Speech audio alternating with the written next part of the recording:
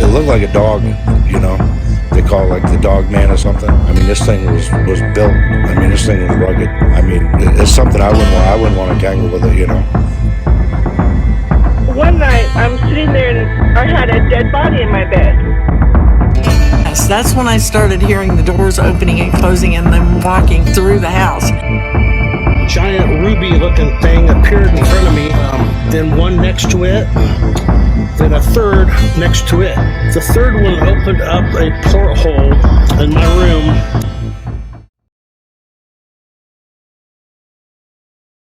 Hello, everyone. This is John Methenkamp. Let's take a moment to thank the constant listeners for being so supportive. And if you're new to the show, I hope you enjoy your time with me. Okay, so I'm no Lafayette Faust, but welcome to Myths, Monsters, and Mullets. I am your host, John Methenkamp. If you have a paranormal encounter you'd like to share, you can email me at mythsandmullets@gmail.com, or you can find us on Facebook, Myths, Monsters, and Mullets. Or you can join the live on TikTok by searching for john.c.h.methenkamp, and join the live every Sunday at 7 p.m. Eastern Time. Tonight on the show, we have Alan, also known as Lafayette Faust, from the Nevermore Hollows podcast. And if you've watched my show or listened to it, you know that I am a huge fan of Nevermore Hollows. And I was honored to have him come into my live twice to tell his own paranormal encounters. So in the words of Lafayette Faust, I invite you to sit back, turn on the light, and prepare yourself.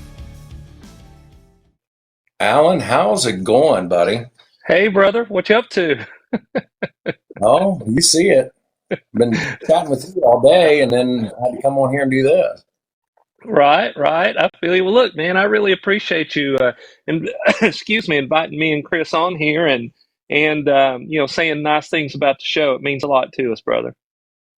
Hey, no problem, man. I love the show, and this is I want everybody that's in here, all 8, to go ahead and follow Nevermore Hollows, and you've got to check them out. I listen to them on Spotify, but Alan, why don't you go ahead and tell everybody a little bit about Nevermore Hollows? All righty. Well, I appreciate it. Hello, everybody. Nice to meet everybody.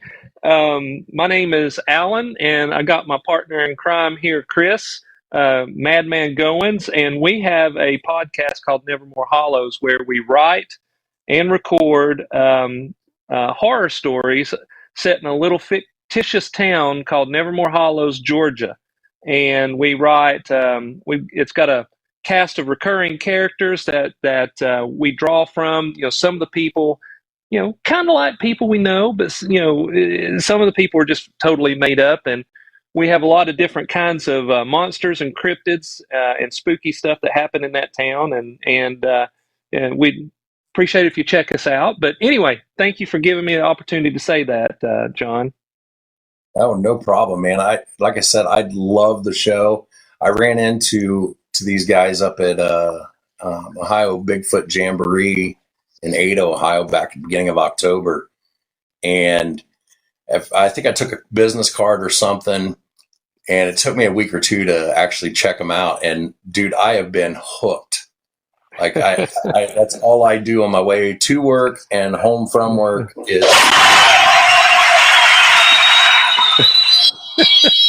Yeah, this is my life goal. That's what that was. Yay! So I got one gift, and I reached my goal. So,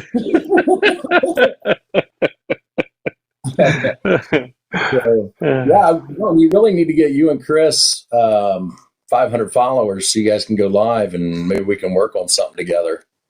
Oh, yeah. Look, you and I have been texting back and forth a lot, and I know you and Chris have been texting back and forth a lot too. We're definitely gonna have you on our show because we do our main focus is the stories, but we've started a couple of different series where we interview people that have had paranormal experiences or experiences with cryptids. So that's a series that we started a couple months ago, and that series is doing really well for us.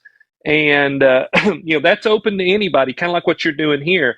if you listen to the show, there's a way to get in touch with us. You can reach out to us, and we can schedule a time to talk to you. But definitely going to do some stuff with you on our show, Brother John. And yeah, when Chris and I get to 500, we're on your show whenever we can get on your show, brother. You got open invitation. Excellent. Thank you. Do you have any paranormal encounters yourself? Oh, got plenty, plenty. So I would be curious. I'll put this out there. I'll tell one, and then I'll put this out to the folks that are listening. One of the questions that Chris and I are always asking people is, the vast majority of people refuse to accept the fact that there's a paranormal realm. And if something paranormal happens, they try to explain it away. And, so Chris and I ask this question all the time. Do we think that folks like us who have had paranormal experiences, do we have them because we're open to the concept? So we're not closed off. So we happen to see things and experience things that others won't because they're closed off. I'd be curious to know what you folks think about that. But personally, I'll tell you. Yeah, I think so too, Brother John. I think the more open you are to it, the more you're going to see. So anyway, I'll tell you guys a story that kind of, I'm a horror fan. I love reading horror. I love watching horror. I love writing horror. I love telling stories, hearing stories, sharing stories. But one of the things that kind of got me into it is I live in Tennessee. Actually, I'm practically neighbors with Brother Chris. And but when I was young, I lived in a small town called Englewood, Tennessee. And there may be, if there's 1,000 people in that town, I'd be surprised. I mean, it's literally teeny tiny. And a lot of the homes there are 100 years old or more. Still has that kind of Mayberry feel. So when I was 8 years old or so, and I have a younger brother and sister, we moved into this house, and it kind of had elements of a Victorian style house. It had kind of that look, but it wasn't. It had the wraparound porch. It had upstairs, downstairs, and it had an unfinished attic that was just massive. And then it had an unfinished basement. So we move into this house, and immediately weird things start happening. For example, we had some folks over one night. It was just aunts and uncles and stuff. And all the adults were sitting in the front room. There was like when you walked in off the porch, there was this small sitting room. Then there was a bigger room where the bedrooms and the kitchen opened off of. Okay. And there were 3 bedrooms and there was a kitchen.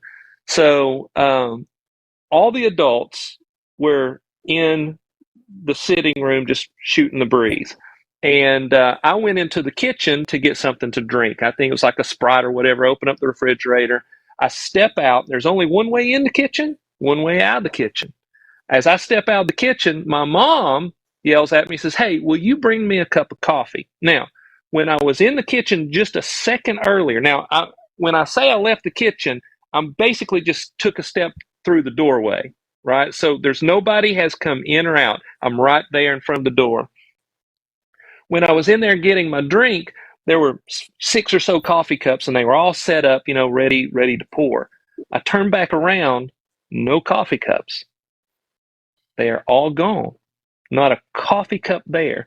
So I turned back around. I'm like, okay, I'm 8 or 9 years old. Maybe I don't know. I'm not paying attention, right? So I said, "Mom, where are the coffee cups?" And she says, "They're beside the coffee pot." I turn back around. There are the coffee cups. Oh, wow. So, Alan, can you see the comments right now? I can't. Wow. Oh, I hear the accent. Yeah, that accent. Yeehaw! I'm Southern. Don't so, but the thing is that was the first time that I had ever remembered experiencing something personally that, those cups were there, they were not there, then they were there.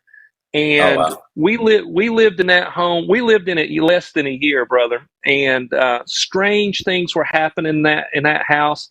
My dad was a Vietnam vet. He was a no BS kind of guy, right? He didn't fool around. And I heard him one night, he was talking to my uncle, and he was like, I'm telling you, I'm hearing footsteps in the middle of the night walking through the house. And my uncle was like, well, Sam, you're crazy. You're losing your mind. You're not the guy, you're not the guy that believes in that stuff. So over a period of weeks, I would wake up in the middle of the night and I would see my dad standing in the doorway of the bedroom. And what he was doing is he was following those footsteps through the house. And they always went to mine and my brother's bedroom. And my brother was, a year and a half younger than me. So he's 6, right? Never before or never since did he do any type of sleepwalking or anything like that. But he started talking in his sleep. And the spooky thing is I would wake up in the middle of the night and he would just be standing in his bed, standing in the middle of his bed, eyes closed, in the dark, and he would just be staring at me. And I would go, Andy, are you okay? And he would just stare at me. That is creepy. Right. So this house, there was other things. There's all kinds of crazy things that happen. And Chris and I have and my sister, experienced some of this too, even though she was very young at the time. But we've got a video on our YouTube channel where we go a little bit deeper. But I'll tell you this, then I'll shut up. Right. So this is kind of how my love of horror started. Right. I was experiencing these things. I wanted to know more. So as I started digging into this stuff, I was getting deeper into the, understanding what all that was happening. And that led me to a love of horror. But there was this one night, it was this one afternoon, I'm sitting in the floor with my brother and we're playing with little, Hot Wheels and whatnot. My sister's sitting over there. She's playing with her dolls. And my mother, she comes through and she's got some things in a clothes basket that she's getting ready to take up to the attic. Okay, now this attic it had just a little thin door because it was an older home. So you can imagine back when they used to make homes, the stairs were always, narrower, and just things like that. So she was going to open up the door and walk up the stairs into the unfinished attic. When she opens up the door, a crow flies out and gets stuck in her hair, is squawking and flapping, making all sorts of noise. Me, my brother, my sister, we run out into the yard. My mother gets the crow out of her hair. She runs out into the yard. By that weekend, we had moved out of the home. There was just too much strange stuff going on. Holy cow. That is amazing. I don't really want a crow flying in my hair, but that is amazing. How is Michelle related to you? She's my sister. Michelle is my sister.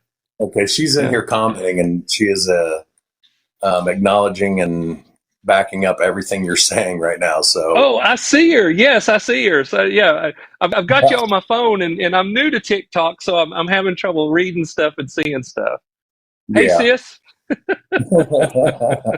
I haven't stalked you that much that I know your entire family. So that's I was like, how do you know my sister, dude? I'm like the CIA, dude. I really am. Right. So I got to ask you, John, what were you just drinking in that bottle? What were you drinking? It's a virgin screwdriver. Oh, okay. So I drink screwdrivers too, but I also have an energy drink that I mix with water that look very similar. I was wondering if that's what you were drinking. This one's from it's the Walmart brand. It's just called Orange Blast or something like that. Gotcha. All right, cool. Well, anyway, so there we go. That's an introduction to how I got into horror. And my sister, I'll tell you this. My sister, there's a character in Nevermore Hollows based off my sister called Alyssa Hart. She's the coroner. And whenever crazy stuff happens in the town, she's the one that has to come in and clean up the bodies or the bodies of the monsters. And we've got a series that's going to be coming out in early 2025 where she's just going to be going through there, and there are going to be short videos of her talking about kind of like doing an autopsy. Like, she's going to be going, this is Alyssa Hart. I'm doing on the table tonight. I have this creature, and she's going to explain it and kind of go through what that is and how it fits into the Nevermore Hollows stories.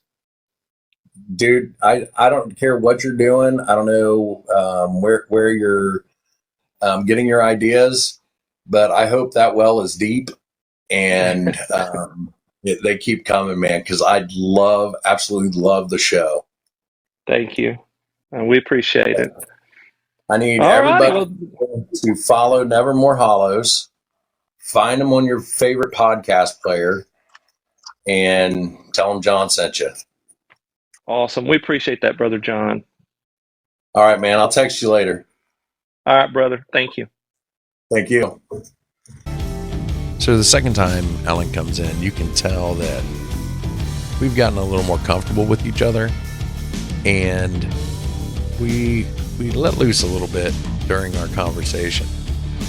But he had an awesome orb story, and I hope you guys enjoy it. Alan, how long are you going to be in here? I want to make sure if you I know you got early because, you know, you're fragile like that.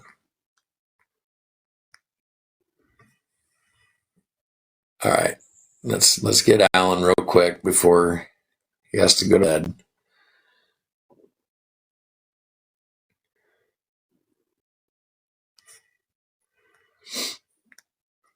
Alan's normally at a basketball game or getting ready for bed at this time. So. Yeah, I'm old. So, how you doing, Brother Cougar? All right. Are you in your pajamas yet? I am sitting literally. Okay, I'm sitting in the bed. I'm covered up. And I'm watching the best live stream in the internet at the moment. I knew it. Because it seems like every time I text you after about 7 o'clock, it's like, well, I'm either at a basketball game or you're in bed. So yeah, I sound like I'm 100 years old. I know, but man, I'm an early riser, and you know, I'm a very we're all busy, right? We're all doing stuff, right? So my wife, she makes fun of me, calling me an old man all the time. So, Alan, I heard, because you know I'm almost caught up now. Yeah. I heard about this orb story. Yeah. So first, I'll tell that. First, I want to say a couple of things. One, Chris is very kind. You know, he's my brother. I've known him for 30 years, and God put us together here, you know, a couple of years ago after, you know, life gets in the way, you know, and you just kind of drift apart. But he sells himself short. He likes to push Nevermore more than he pushes himself, and he is my partner in crime in this, and I appreciate that he's doing that. But he is an amazing artist, and that's how I say it is. I literally, for that week, there was a week. My son's an artist, and I'd asked him to be my art director, and he was like, "Man, I want to do my own thing." I'm like, "I got you, son. That's cool. I'm digging it." And I was like, Lord, I need an art director. And Chris calls me out of the blue and says, "Hey, man, let's go have some tacos."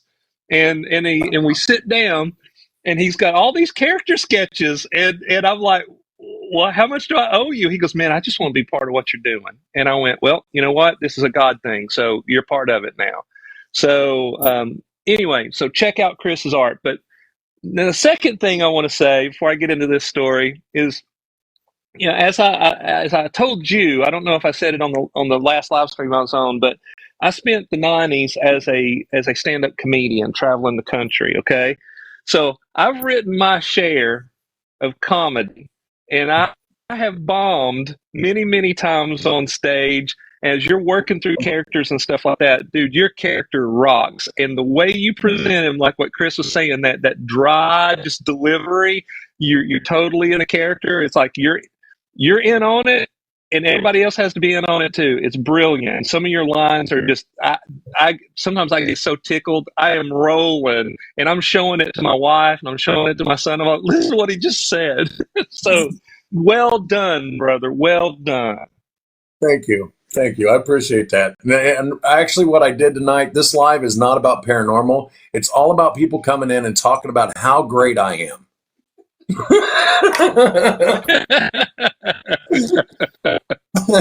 Right?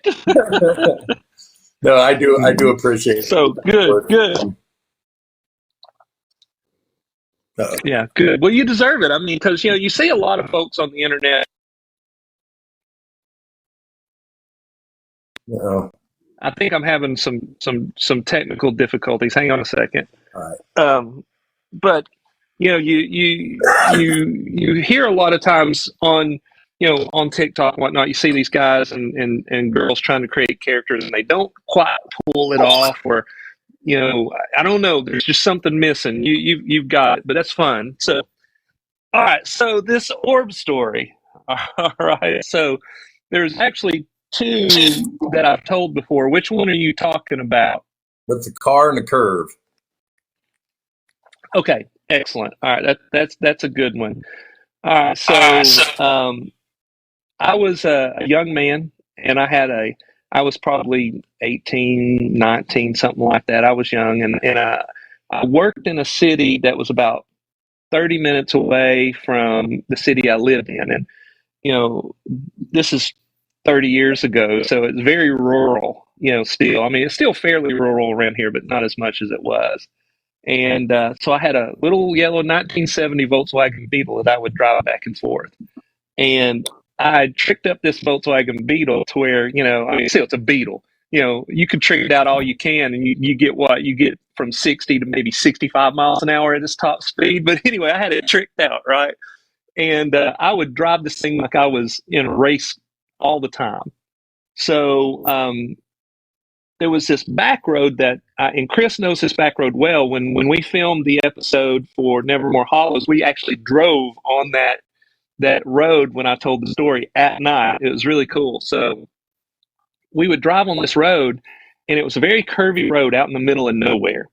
And about halfway down this road, or maybe 10 miles of road, about halfway down was this very sharp curve. And so the story was, there's always a story of 20 years ago, right? Especially when you're in a small town. When I was young, the story was 20 years ago there was this guy that was he had a wreck, and that or as he was coming around the curve, there was a wreck there, and they had were pulling the car out of the ditch. And he had a wreck, and as they were pulling the car out of the ditch, he loses his head, kind of thing, right? So none of us ever, it's just a story we used to tell. And so one night, it's late.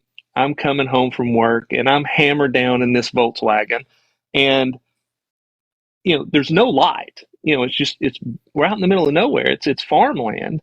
And I catch this gleam out of the corner of my eye, on my left eye, and I'm like, what is that? And I kind of look out, and as I'm doing this, I'm slowing down, and I'm like, there's a light, and it's kind of like what like today, almost like a light was on under my car. So I slowed. By this time, I've slowed down quite drastically, and I roll down the window, and I look out. And about 6 or 8 inches from the rear wheel is this small glowing orb about the size of maybe a golf ball.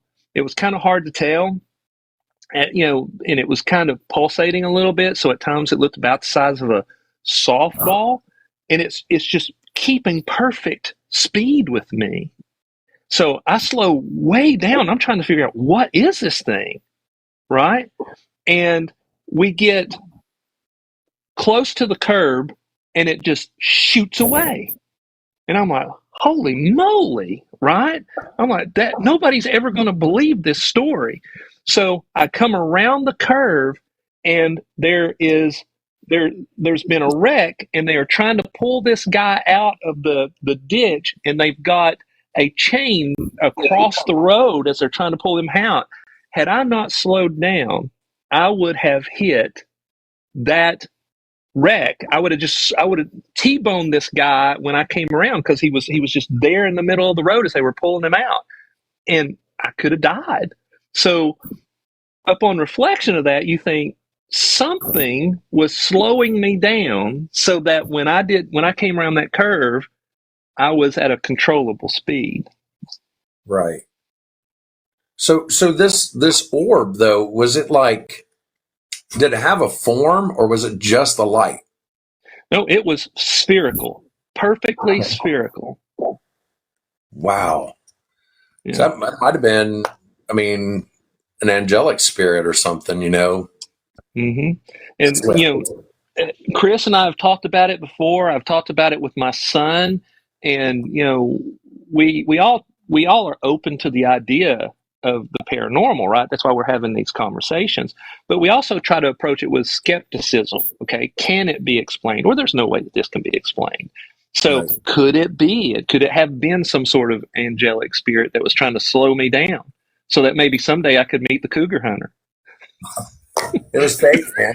That was the spirit of cicada meth in camp. My dad. That's right. He only shows up every 17 years and makes a lot of noise and then disappears again. That's hysterical. That is hysterical. I didn't go through the whole thing because I don't want my live to get shut down. So I'm like you though, because I haven't told you my paranormal story. We're going to talk about that soon. When we went on this ghost hunt, I went in as a skeptic. I was there to debunk everything that everybody saw. And, there were a lot of things that people saw and I was like, no, that fan up there making that noise, or right. That's somebody walking around upstairs. We know there's people up there. So yeah, you have to be skeptical. You can't just go in and say everything I see is paranormal. Everything I hear is Bigfoot.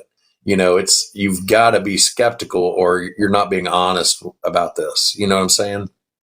Right. Because that way you're being disingenuous, and you want to be the type of person to where, you're open to the idea of it, but you're skeptical enough that when you do have these conversations, you're believable. Right. Yeah, because you listen to some of these guys, and they get into a certain train of thought, and everywhere they look it's Bigfoot, or it's orbs, or it's whatever, but that's what they're looking for, so that's what they see. Right. If you're that's why I don't like some of these Bigfoot shows. Mm-hmm. I did like what was the original one, Finding Bigfoot. I did that show up until a certain point, because I honestly think that maybe they found something and the creators or the producers were like, we can't show that, because if we show that, we don't have a show anymore. Right. So I think at a certain point, some of these shows, they run out of steam, not because there's nothing to show. It's if they do show what they have, don't have a show. Right. Does that make sense? Or am I just talking? No. Is that mouth diarrhea? I get that sometimes. Well, look, you and my wife. My wife says I have that all the time.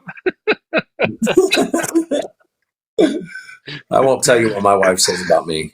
It's not. That's why. Right. I think that's why we're long lost brothers, man. I'm telling you. But in that situation where I came around that curve and that car was, I later found out that he had wrecked. But when I first rounded that curve, it looked like it was just broken down and people were trying to help him. But either way, when I look back on those moments and I go, I'm glad whatever it was, I'm glad it was there. I'm glad I had that experience, so it helped open my eyes to the supernatural, which I'd already had some experiences anyway. But that was a very personal, just me and that thing happening. But then it leads us to where we can be in a situation like this, having a conversation about it, trying to open people's eyes, and or the people who already have their eyes open. We're just, all right, well, what was it? Just having a great conversation about it. Right. So good. Now, So go ahead. I'm not normally big on orbs, because a lot of times when you see all these videos and stuff, it's freaking dust. Right. You can tell it's dust, or it's a bug. Mm-hmm. But when you see an actual light, that's a totally different ballgame. That's more than just a bug flying. It's more than just a reflection. Mm-hmm. This thing's following your car, keeping pace with you, and it's a physical light. That's what I consider an orb. Not a lot of these things that you see on ghost hunting shows. And I might get some hate for that, but I don't care. Right. Well, what that's going to do is it's going to you're challenging people right now to be open, but also be skeptical to those moments, so that you are more believable. If you're one of those guys that just believed everything that came at you, like you said, it takes away from your credibility. And Chris talks a lot about those guys on I forget which one it is, but he's like, they'll trip over a chair and go, a ghost, that was a ghost that pushed me over. Right. At one point it becomes a cartoon, and it's not anything believable. Yeah, I'll flat out say, Ghost Adventures, you cannot get possessed on every freaking episode. Right. You wouldn't be alive. I'm sorry, you'd be in a mental hospital or something. Right. They lost a lot of credibility when they go to that point where it's possession every freaking episode. If it happens once, okay, I can see that, but not every time you walk in a freaking building. Right. You lost me. Yeah, and that's the thing. It's like when you see these people who proclaim to be one thing and they act like another. And you lose their credibility. So therefore, you're closed off to anything. So when I'm having conversations with skeptics, and I'm surrounded by a lot of skeptics, I have been called by close friends, "You're a whack job. You're an absolute whack job." But I tell you what, when something really crazy happens, or they release something in the news about UFOs or something, they call the whack job going, "What are your thoughts on this?" I'm like, hang on a second. Just 6 months ago, you said I was a whack job. Yep. Right. But, I always try to present myself, even with these skeptics around me. I'm the one that will explain. I try to, when I do it this way. Sherlock Holmes said that when you remove all the impossible, whatever's left, no matter how improbable, is the truth. Right. Well, that's the way I approach this. If I cannot explain it away, then there's got to be there might be a truth of nugget, or a nugget of truth there. So I always try to approach these things as, let me try to explain it away. And if I can't, then we got to go a little bit deeper and maybe open our minds a bit. Right. Well, Alan, why don't you go ahead and plug your show? Because if you don't, I'm going to. But coming from Lafayette Faust sounds a lot better than John Methenkamp. Well, look. One, I appreciate your confession earlier, but I absolve you of that sin, because there was no sin there, brother. You didn't know, and look, as you can tell, Chris and I, there's no ego in what we do. We're doing it because we love it. We want to make these connections with people, and so I'll tell you this. Like I said on your last show that I was on, Nevermore Hollows, we want to create spooky stories, horror stories, creepypastas, whatever you want to call them, that are unlike anything you're going to hear anywhere else. If we can't tell a story in a new way, or come up with a new monster, or just be engaging, then we're not going to do it, because time is the most precious thing you've got. And if you're going to spend 30 minutes to an hour listening to one of our shows, we want you to come away with it going, well, whether I liked it or not, it was a unique experience. So check us out, Nevermore Hollows. And I got to say this. Go ahead. I checked that entire yard and I can't find a single dog turd. That's all I'm saying. Well, I love it. I appreciate it. I got to tell you this. I'll end on this, okay? as you can tell, so you've been almost through the whole yard, right? Yes. All the characters, Chris and I were trying to figure out how did we describe what we do. Well, we came up on this the other day. It's Southern redneck gothic horror. so right, it's redneck gothic horror. It's and perfect. Because we're Southern redneck dudes, right? And when I met you up in Ada, Ohio, I was like, I don't know who that freaking guy is, but he is a Nevermore Hollows character if I've ever met one. So one of the ways that I'm trying to say thank you for what you're doing for us, I'm trying to share your stuff with people that I know and care about and who I think would like your humor. But, and I don't do this for everybody. I've done it for 2 other folks, but I'm doing it for you. There is going to be a story where John Cougar Hunter Methenkamp comes to Nevermore Hollows and has a crazy adventure. I can't wait. I can't wait. You don't know how much when you told me that, like that was my day. I mean, that's freaking awesome. Good. Well, it'll be after the first of the year, but I've got one now with the Drunken Cryptids guy, Matthew Orton. He has become a brother to me and Chris. I mean, he has, just like you.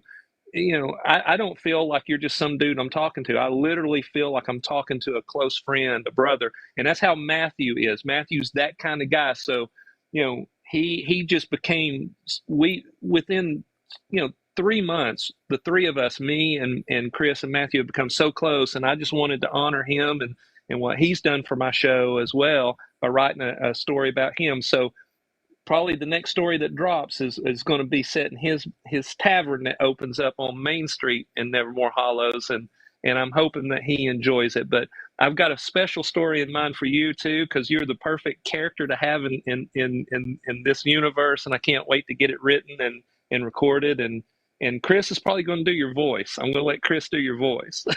That's perfect. Just don't put me in trailer 66, please. No, that's a bad trailer. Nobody wants to be in trailer 66, brother. Well, look, I appreciate you, brother. I do. I appreciate everything. I appreciate our conversations. Literally, I think my wife thinks we're having an affair because I text you more than I text her. But yeah, same here. My wife is like, "Who you texting?" I'm like, she knows now it's either you, Chris, or Matthew. Those are the 3 people I'm saying. All right, buddy. I know it's past your bedtime. Yeah, my Geritol is kicked in. I got to get some naps in. Right. All right, brother. Well, I appreciate you. I will talk to you later, and everybody check out Nevermore Hollows. I cannot praise that show enough. It is fresh. It's different. It's not your normal podcast, like even what I'm doing here. There is a little bit. There's a couple episodes that are kind of like that, but it's like listening to an audiobook, but it's better. It's better because it's little bite-sized stories that all fit together, and you don't even have to listen to them in order. That's what I really like about it. Oh, Alan left. Geritol kicked in. But that was Alan, Nevermore Hollows. Check him out.